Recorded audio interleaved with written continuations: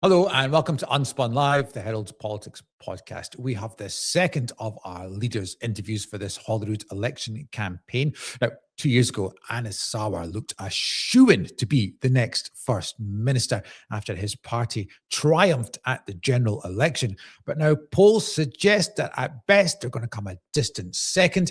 At worst, they could even come fourth behind Reform and the Greens. The Herald columnist Kevin McKenna sat down with the Scottish Labour leader for a frank and candid interview. He started off by asking Anas Sarwar about his relationship with Keir Starmer following his call for the Prime Minister to quit. Okay, Anas, welcome to the Herald for this potential leader or potential First Minister interview, if I can put it like that. Great to be here. I'm going to start off and ask you a question which I've been asked several times in pubs after you had called for Keir Starmer's resignation. When was the last time you spoke to Keir? On the phone was a couple of days afterwards, a couple of days after that press conference. And how's your working relationship? Yeah, look, the team still communicate. We, of course, still communicate by message on occasion too. And in terms of when it comes to working in the interests of Scotland, of course, we'll be grown up and serious about it, which is the right thing to do. Grown up and serious about it? You're not always grown up and serious. No, what I'm meaning is, like, look, let's be honest. There is no doubt that it was a big political decision, but to be honest with you, the political decision was the easier part. The personal bit was the harder bit, because it's no secret, him and I are very close. We spent a lot of time together. There was more than a degree of affection there that went beyond just the simple him being the boss of the UK Labour Party and you being the boss of the Labour Party in Scotland. Look, absolutely. I probably spent more time with him than most politicians, if not any other politician, over the last 5 years, particularly when he was up in Scotland. But honestly, Kevin, the way I look at it is, as close as I am or was to Keir Starmer, my first priority, first loyalty is always going to be to Scotland rather than any other politician or any other parliament. I'm the person that's standing to be First Minister. I'm the one that's asking people to put their faith and trust in me.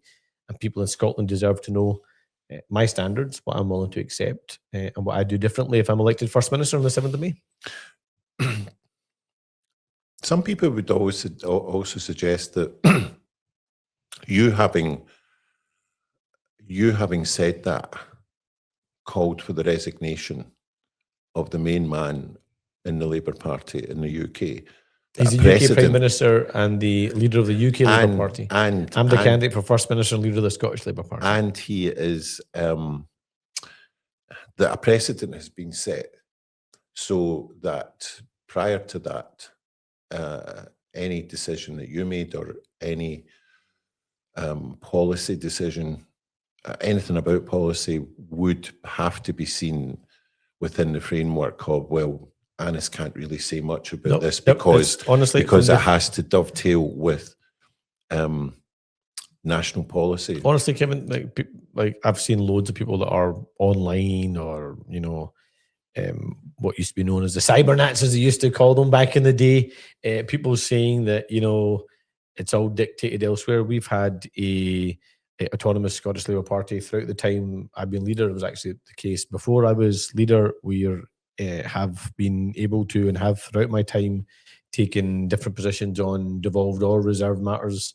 And I always make a judgment call based upon what I think is right for Scotland. And given we've got a massive choice to make in this country on the 7th of May, I'm clearly focused that my first priority, first loyalty is Scotland, and Scotland needs a change of government. And I get people are disappointed with Keir Starmer. I am too, but that's not a reason to keep John Swinney and the SNP in power for a third decade. If you think about all the things that touch your life every single day, the National Health Service, our schools, our criminal justice system, our police service, our housing market, local services, these are all controlled by the SNP. And let's be honest, in every single one of them, we're going backwards. And so this is not an election without consequence. This isn't a protest election. This is about the future of our country, Scotland. Well, and we can't afford a third decade of John Swinney and the SNP. Let's talk about that then. The SNP have been in power continuously since 2007 which means we're now approaching, if the SNP were to win in May, we'd be approaching a quarter of a century. You could arguably say that in the last 10 years, the SNP have failed, if not by every metric, but by most metrics of achievement in all sectors of Scotland: transport, policing, health, education, the attainment gap, picking an unnecessary or making an unnecessary battle, divisive battle over gender. And that's been happening continuously, probably since Alex Salmond stepped down. So that's more than a decade. What does that say about Labour Party in Scotland during that time?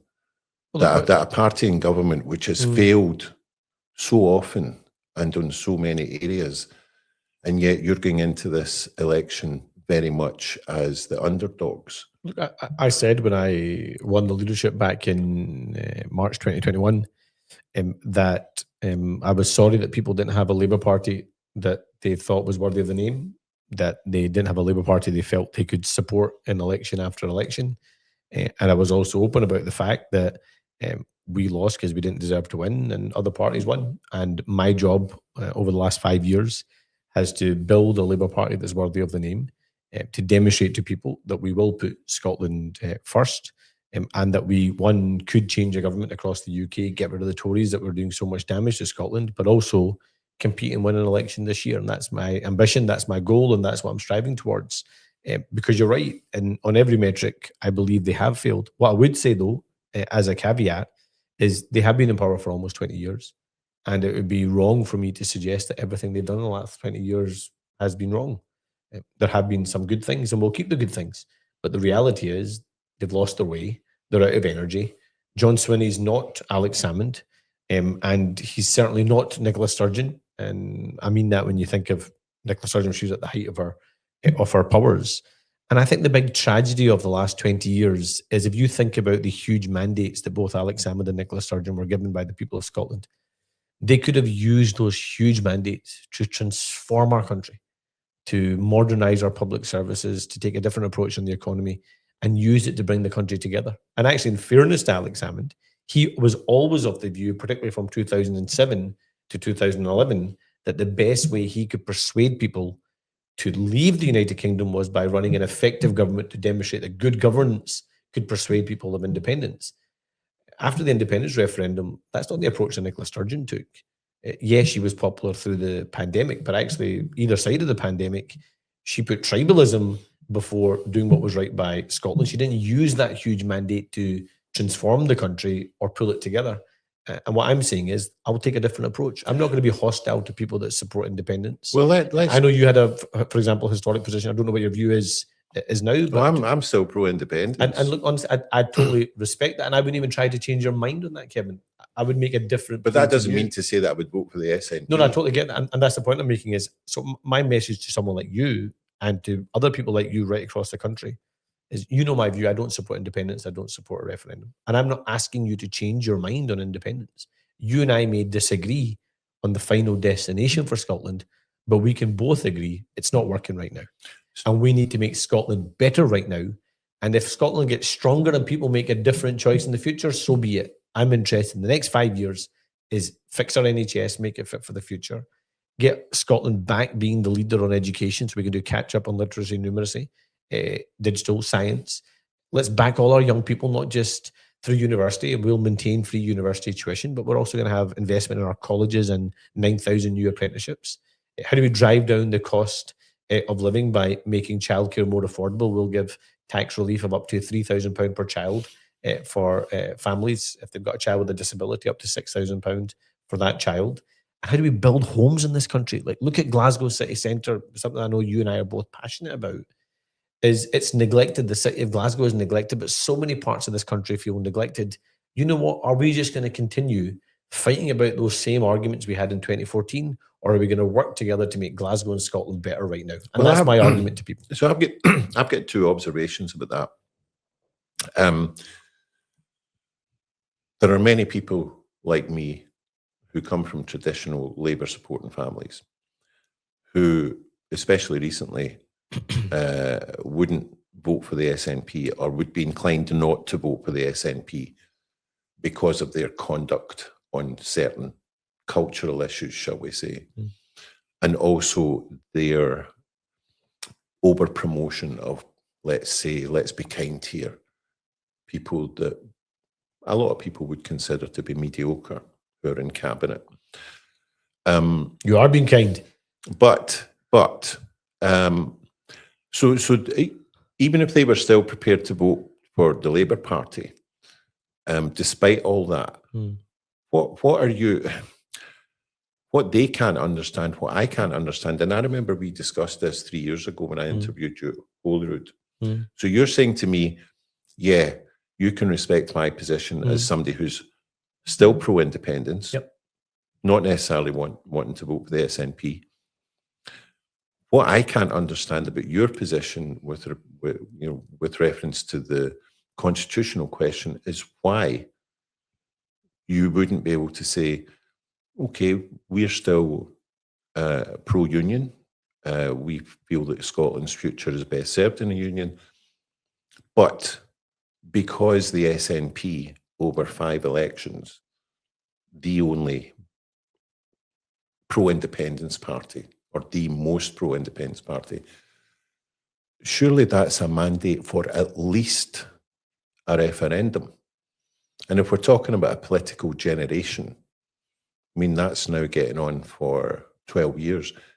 Isn't it reasonable for a party such as yourself, which is always coming up against the constitutional issue, for better or for worse, to say, well, let's settle it for once and for all. We will just have a referendum. So we would go into this referendum still being the party of the union. So there's 3 points to that, Kevin. One is we can have a competition of mandates here. We had a manifesto, Scottish Labour manifesto in 2024 that stood on not having a manifesto, not having a referendum over the course of the UK Parliament. We won 37 Scottish Labour MPs, we won a majority of seats. The SNP got less than 10. So there could be that competition of mandates, but that's not even, I think, the primary argument. Secondly, you've talked about health, education, crime, housing, other issues. You know that if we got into the deep dive of the constitutional argument, the SNP would use that to park those issues and concentrate everything, all the firepower, all the energy, all the force of government to make the case around the constitution rather than fixing those issues in the here and now. And by the way, even if you're a yes voter, you're stuck on an NHS waiting list, your kids aren't getting the safety in the classroom, they're not getting access to the specialist teachers or the classroom assistants, they're not getting a college or apprenticeship place. A large chunk of the 10,000 homeless children in this country will be in yes supporting families. I care about all of them equally, not just the ones that share the same constitutional position as me.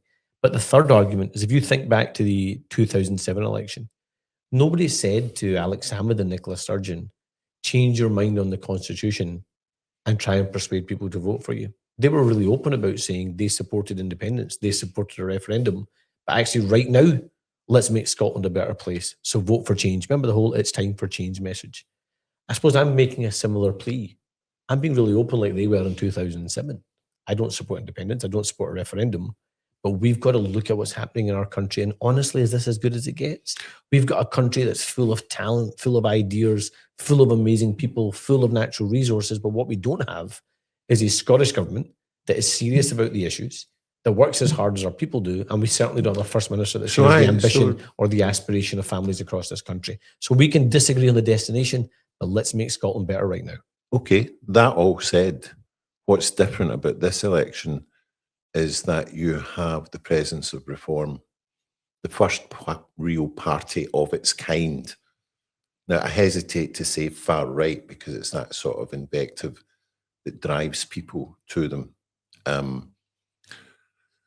But they have, in my opinion, and in the opinion of others, I think they have benefited from a large cohort of the Scottish population, mainly from working class communities, who feel completely marginalised within political conversations, who feel marginalised within their communities, and who feel that the political elites, especially those who identify as left of centre, gaslight them at every turn.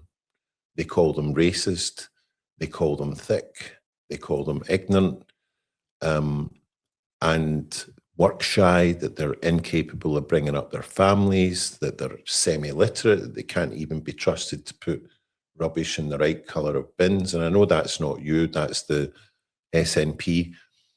And what I see when I travel up and down Scotland and visit these communities, and it breaks my heart, is that these people who should be voting Labour, not SNP, because I do actually think, ironically, some of the same characteristics of reform are present in the current SNP. What message are you hearing from these people? Because they're saying to me, they would love to, they want to vote Labour, but they feel that somebody like Malcolm Offord, for God's sake, seems to speak to them more than John Swinney, more than you, more than Cole Hamilton, and certainly more than Ross Greer. So let me put it this way. So I think it's really important, to your point, I think it's really important to separate Reform as a party, their leading political individuals, and those people who may be tempted to vote for them or tempted by their message. So let's be really clear about Reform. Reform are a distraction in this election that can create the noise and stop change. They can't deliver change in this election. But they're quite a big distraction. No, if you let me finish my point, I'm not disputing that. But ultimately that's what they are. And if you look at Malcolm Offord, the idea that the guy that was the advisor to Ian Duncan Smith, the guy who was a cheerleader for Margaret Thatcher, who worked for the governments of Liz Truss and Boris Johnson, is now somehow the great champion of working class communities in this country. I mean, to be honest, it's the same guys that screwed the country that want to screw it again, and I don't think Scotland will fall for it. But, and there's a huge but here, is some of the issues they are tapping into, they're identifying legitimate problems in this country. Now, I will disagree with the policy positions they take, and I'll disagree with lots of the rhetoric, particularly when it's targeted at people from minority ethnic communities or anybody else that they target with their damaging rhetoric. But I think too often when we challenge the rhetoric or we challenge those parties, I think for lots of people, it does sound like people in mainstream politics are saying they're too stupid or they don't understand or they're racist. I don't believe that at all for a second. And let me give you an example of that, Kevin. We talk a lot about inequality in this country, rightly. Like, I'm in the Labour Party. Challenging inequality is what brought me into the Labour Party. And naturally, we talk about forms of inequality and forms of prejudice. So whether it is sexism, misogyny, whether it's homophobia, whether it's racism, religious prejudice against all different faiths. But there's also a huge inequality in this country that we have not confronted for generations. And that is, take the example of a white working class boy in some of the hardest parts of Glasgow. That white working class boy's life chances, life outcome, and life expectancy is defined not by his ability, not by his talent, but by his postcode or his social class. And unless we confront that deep-rooted inequality, and honestly, if that white working class boy or those communities hear big grand debates about the so-called concept of white privilege, etc., what privilege have these guys grown up in? How can anyone say that a young white working class boy in some parts of Glasgow who automatically, because of his postcode, has a 15-year shorter life expectancy has some kind of privilege? They don't. And that's why I think we've got to be really, really careful that when we're challenging inequality, we aren't pushing people away when actually we need to be pulling people together. And that's the premise I make. So you made the point about how there's some similarities to the SNP and Reform. Now, I'm not saying they've got the same political ideology. Of course they don't.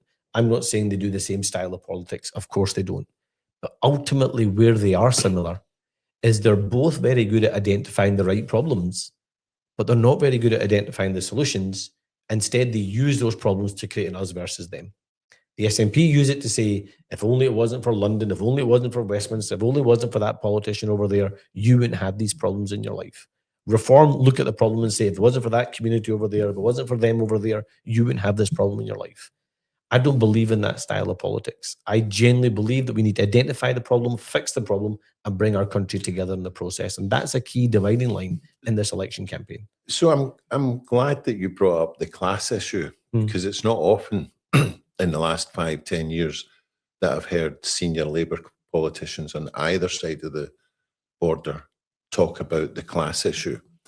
Don't you think that one of the reasons why people in these communities, which you've just so eloquently outlined, feel that the Labour Party doesn't talk enough about the class issues, or hasn't done before? That class is at the heart of everything, that, as you said, it affects life chances. It also colours some of the rhetoric that governments in Scotland and in the UK talk about, when they talk about, especially with Keir Starmer, in the first year of his premiership, he went from having one Union Jack flag behind him to having two. He talked up the military.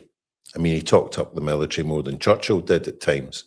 He talked up reaching out to business as wealth creators. I'm thinking, working class people have heard about the wealth creation myth for ages, because they know the truth of that is that if these people could make their money without having to pay anybody, they would do it. And we will see it with the rise of AI. Just you watch. And they've been looking for the Labour Party to talk about class and these issues much more than they ever have. More than one thing can be true at the same time. So we do need to have strong defence in this country. And let me give you an example of why that matters. Take Glasgow shipbuilding industry. Glasgow shipbuilding industry is world renowned. Just a shame that the SNP government can't build any ferries in this country. That's not a reflection on our shipbuilding workers, it's a reflection on incompetent government. But investment in defence, investment in our shipbuilding has meant that we're secured for a generation work. I agree. On Rosyth and the Clyde.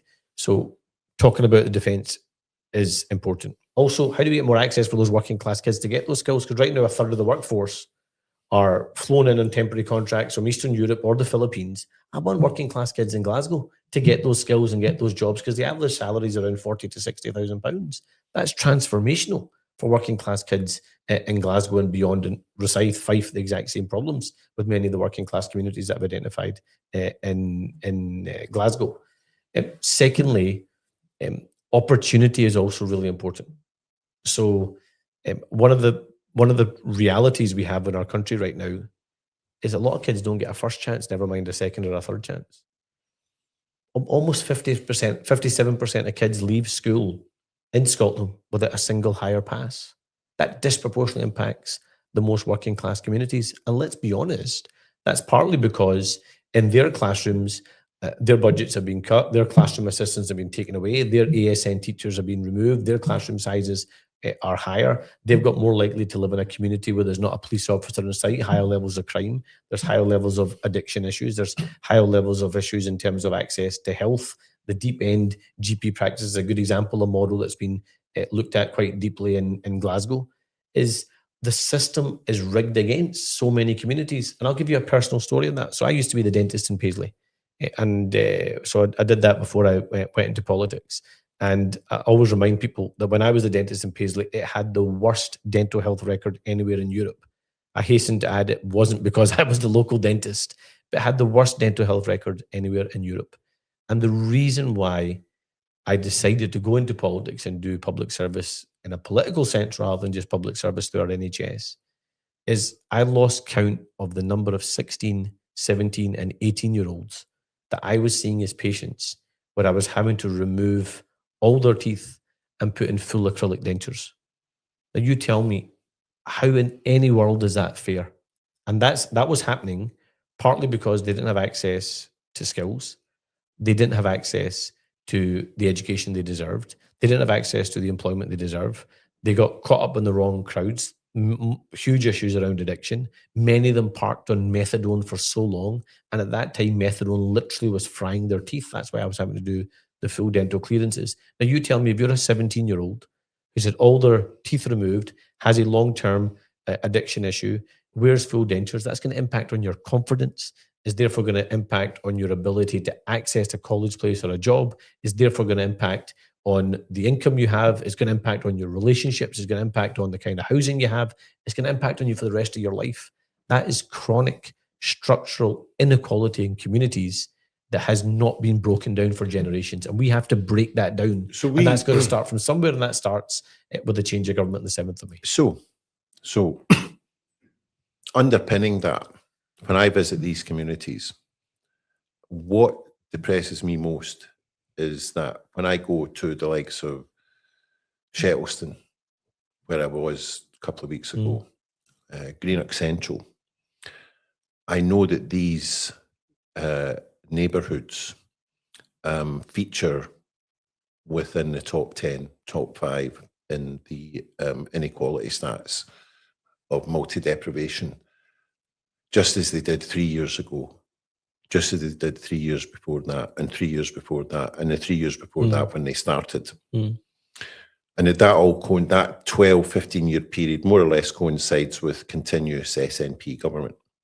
So we know this. People know that they are failing these kids, and it's not just in health. You know, it impacts their education, life chances. So I'll come back to that question I asked 10, 15 minutes ago. Given that the government of the day has failed 2 generations of children from these backgrounds, why are they still in power, and why are they still 20 points ahead? Well, we're trying to change them being in power over the next 4 weeks. And that's the argument and persuasion I have to make. But the challenge, and I think it's really important to stress this point, Kevin, I don't think we should talk about these communities as if they have less aspiration than any other community. I know it. They've got just as much They still want the aspiration. best for their children. They want the best for their kids. They want to live in a warm and secure home. They want their kids to do well at school. They want their kids to go on and get a skill. They want their kids to be in a good job. They want social mobility, but they're not given the chance. And I think the culture that exists in the current Scottish government is when they talk about poverty, I think we talk about it, and the government's instinct is to either how do you create a new benefit or how do you create a new quangle. Now, I'm not saying the welfare state's not important. The welfare state is hugely important because it's the safety net. So I believe in the welfare state. But the problem is, over the last 20 years, we have not confronted structural poverty. And the reason why I'm in the Labour Party is I've always grown up to believe that you challenge structural poverty, give a young person a skill, give them a good job, and get them thinking about family, aspiration, own home. That's how you lift them permanently, generationally out of poverty, rather than just simply saying benefits. So of course we will protect benefits, but what I'm saying is I want to give those kids the chance that they're not getting right now, either at school, after school. And you know what? We should be in a country where someone gets a second or a third chance. If you think about older populations with a changing world, the work you mentioned AI earlier on, we've also got a generational challenge of how are you reskilling your, not just upskilling, first time skilling, but reskilling your workforces for the ever-changing world of work. I just don't think we confront these big issues or debate these big issues in Scotland. That's what we need to do. So if I accepted that in good faith, let's fast forward to why would you not, Kevin? The 7th of August. I'm a very trusting individual, as you know, Anis. I know that. So let's fast forward to the 7th of August this year, and Anis Sarwar is in power, is firmly ensconced in Bute House, and he's coming up to 100 days of his premiership. What would you be doing? What would Scotland be able to see that you have done in those first 100 days that builds from what you've just told me? Great question. Well, first of all, we will be cutting waiting lists by actually maximising the capacity we have in our National Health Service right now, and that'll be work led by Mike McCurdy, the former president of the Royal College of Physicians and Surgeons, who's a fantastic candidate for us in this election campaign. How do we drive down waiting lists, as well as the longer term reforms we want to do?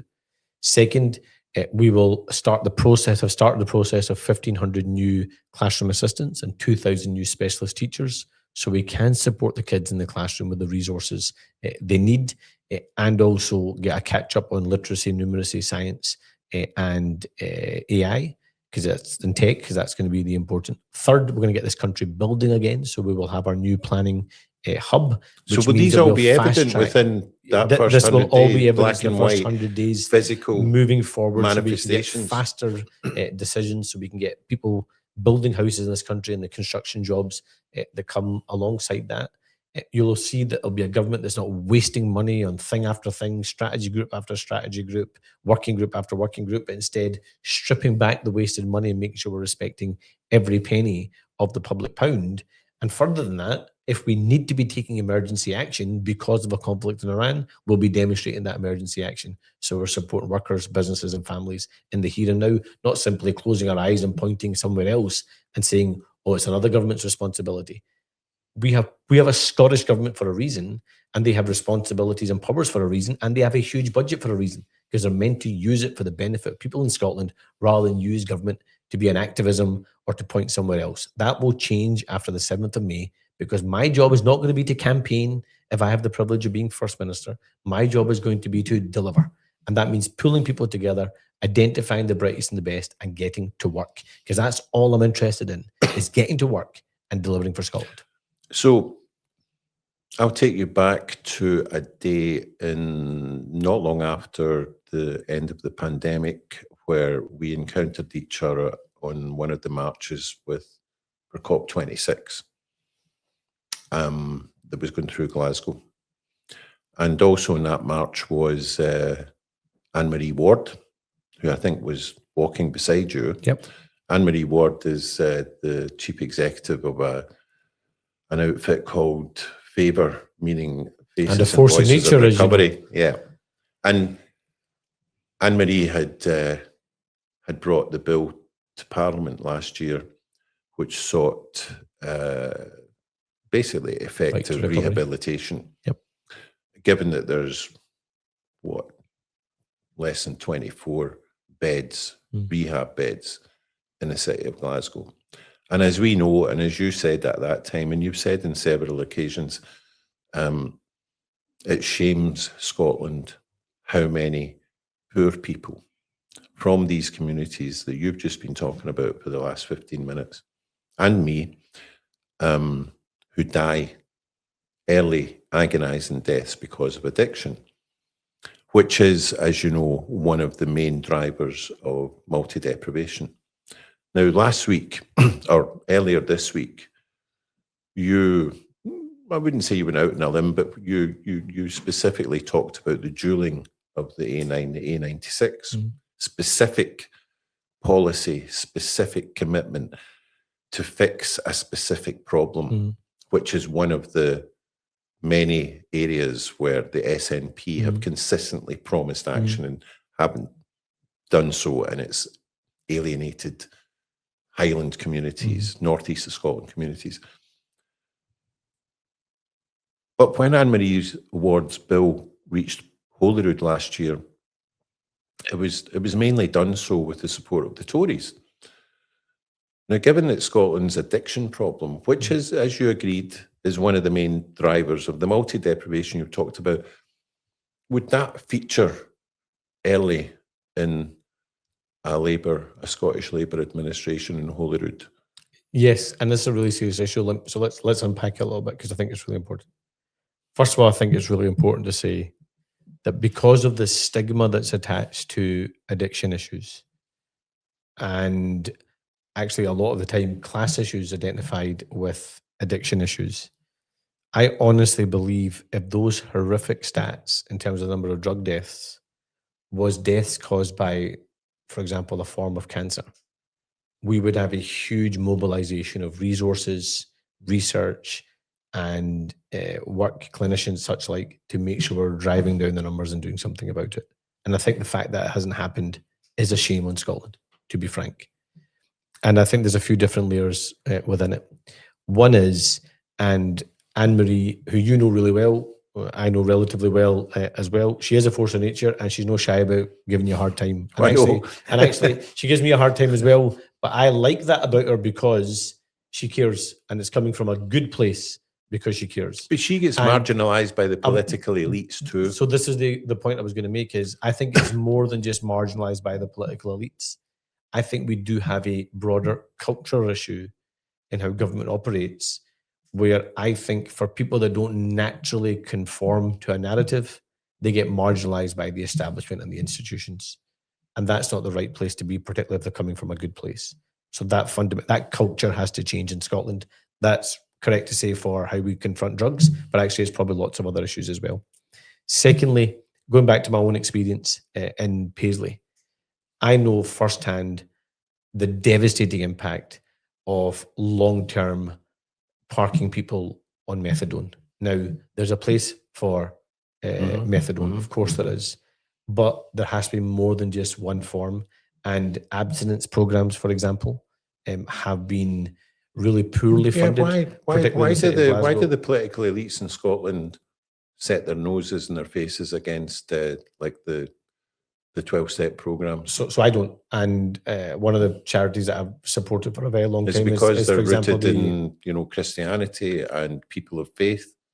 Well, look, That's been suggested to me. I think that whatever route people choose to take to help them deal with addiction issues and move their life forward, we should look at every route possible. And I think abstinence should be part of that. Second Chance Project, which is a project in Glasgow, an organisation that I've spent a lot of time campaigning for, advocating for and working with, led by two brilliant individuals, Kyra McDougall and Alec Ray, as you know, is a great organisation. Why are we not properly investing in abstinence as a route out of addiction?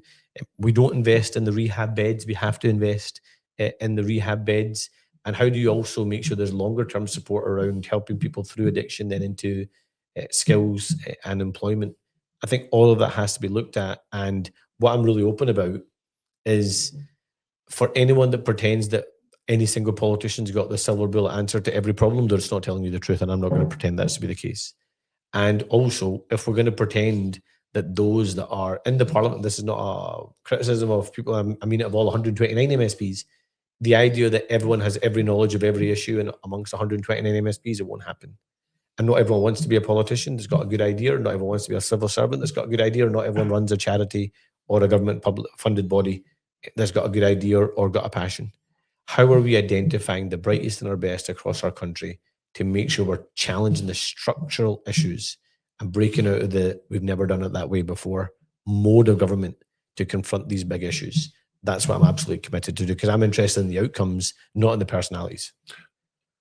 How's the relationship between the Labour Party in Scotland and the STUC?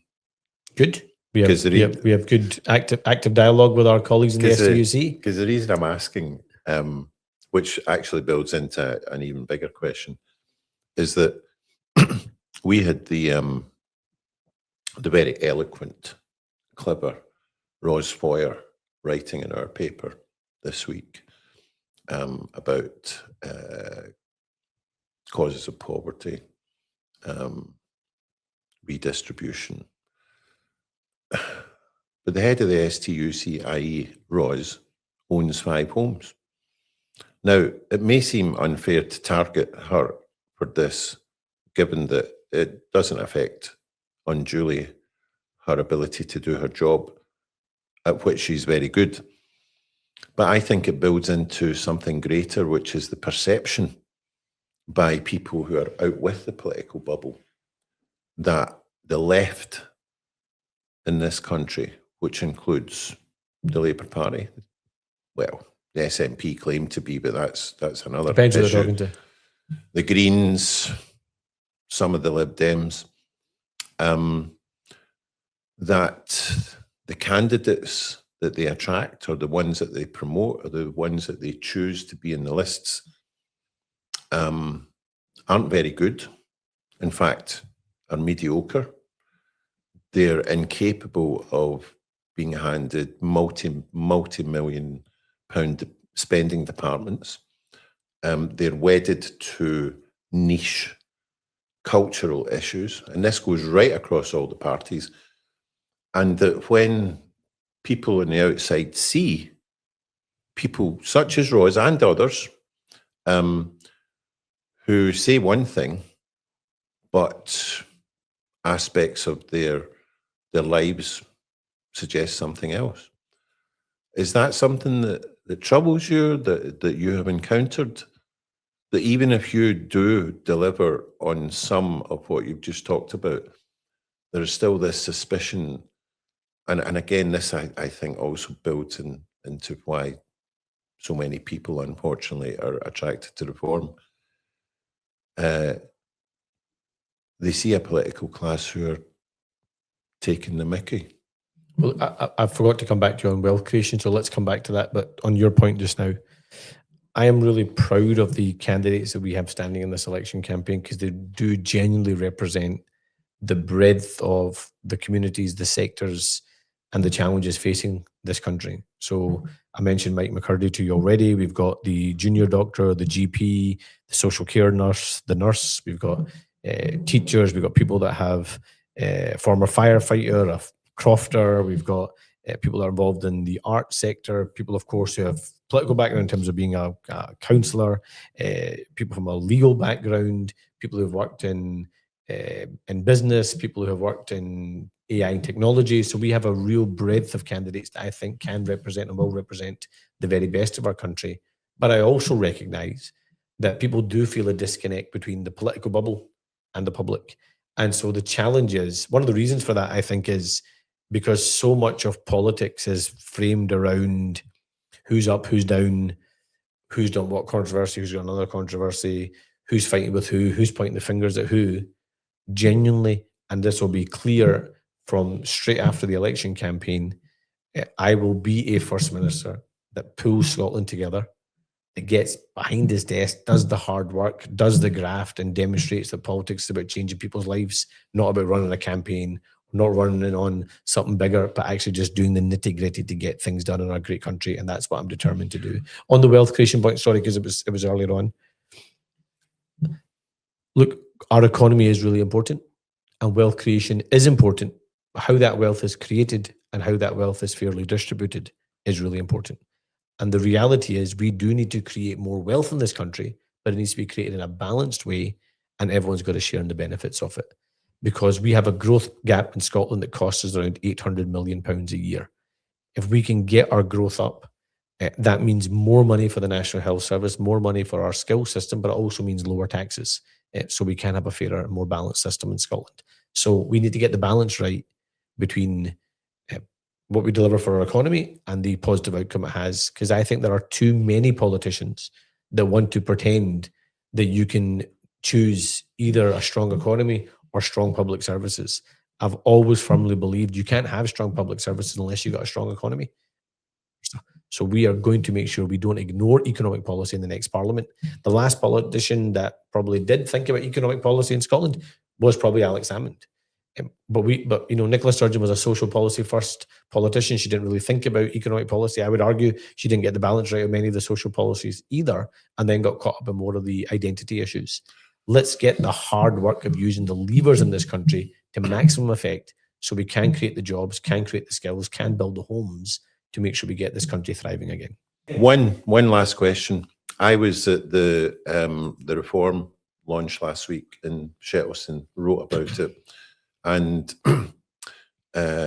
Malcolm Offord and Thomas Kerr were asked about a comment that, and you know it's coming, that Nigel Farage made during the Hamilton by-election, Larkhall, Hamilton, Stonehouse by-election, which seemed to target, well, it didn't, it targeted you, and it seemed to me to be race baiting.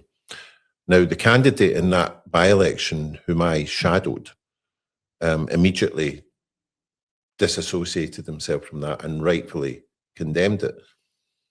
But Thomas Kerr, before even Malcolm Offord could answer it, more or less said, no, I'm not making any apologies about this. Now, the reason why I'm asking is because if you do become First Minister, you've got a young family, you've got people who love you, and they see that sort of stuff. And they then see in social media some of the abuse that Hamza Yusuf got simply for his ethnic background and his faith. Is that something that you've discussed with people that are closest to you, not just in the Labour Party, but in the family, that you have senior people in a party which may, be one of the top 3 parties in Scotland after May the 7th, seeming to double down on what I would call race baiting? Look, of course, it's something that's discussed as a family, but to be honest, I'm just interested in getting to work. And honestly, for all the negativity that Reform might want to spin, for all the questioning they might have about whether I'm really Scottish or not, if I'm Scottish enough or not, honestly, what other country in the world can you have someone from my background standing to be First Minister? So let's look at the positives of this. I'm standing in an election in 4 weeks' time, trying to be First Minister of my country, trying to persuade people to vote for me. That only happens in great countries like Scotland. So I look at the positive side of it. There is one other thing, though, that has to be looked at, is let's look at the really, I think, quite dodgy narrative that John Swinney is playing here. And I don't say this lightly, Kevin, and I've thought about this a lot. A racist advert was put out about me where tens of thousands of pounds were spent. And John Swinney, rightly, to be fair to him, condemned the advert, said it was racist and said it shouldn't have happened. But now when his future's on the line and his job's on the line, he wants to pretend that the very same people that have spent all of that time and every single day since race baiting me are now the people that apparently I'm secretly in cahoots with. I think that tells you something really, really sinister about what John Swinney is trying to do. And I can see why he's trying to do it for political reasons, but for moral reasons, I think he needs to have a really strong look in the mirror. Anis, thank you. My pleasure. Thank you. Kevin McKenna speaking to Anis Sarwar. That's it for this week. We've still got interviews to come with John Swinney, Russell Finlay, Gillian Mackay, and hopefully, fingers crossed but not confirmed at this point, Malcolm Offord. So if you want to keep up to date with everything that's happening on the campaign, please subscribe. Thank you very much. Goodbye.